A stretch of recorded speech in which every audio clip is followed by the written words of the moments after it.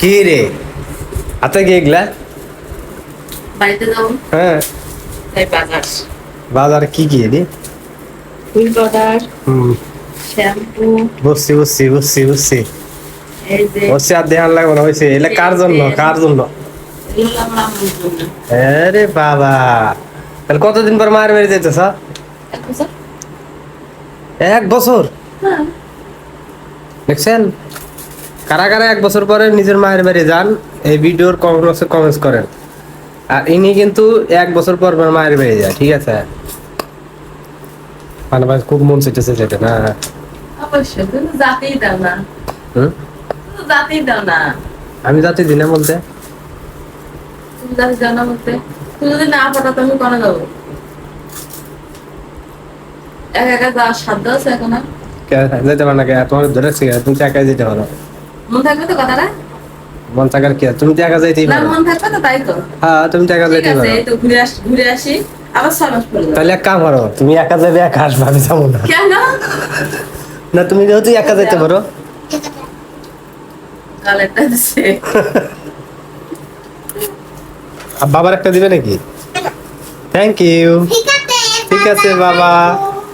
ছেলে আমার ই খাইতেছে আর দেখো অন্য কোনো পোলা অন্য দিদি না দেখলে না খারাপ হয়েছে ওগা, তুই দেখে দে ওগা।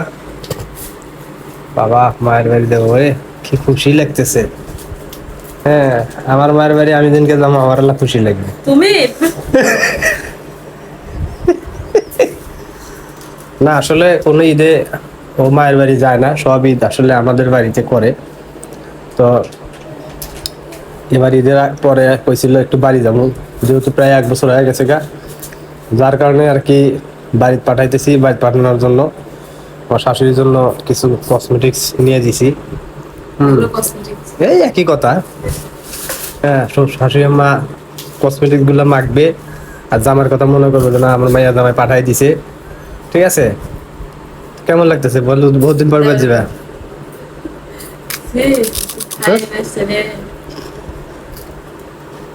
বহুত দিন পরে বাদ দিতে কেমন লাগতেছে? অনুভূতি কি? কেমন বিশাল অনুভূতি?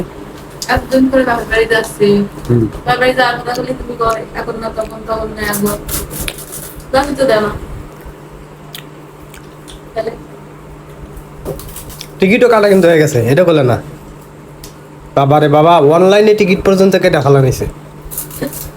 যাবে হচ্ছে রবিবারের দিন, 29 তারিখ। সে মনে হচ্ছে এখন যাইতে পারলে মনে হয় যে বাইসে যায় না। মা দেহার জন্য আসলে কলিজা সারকার করতেছে।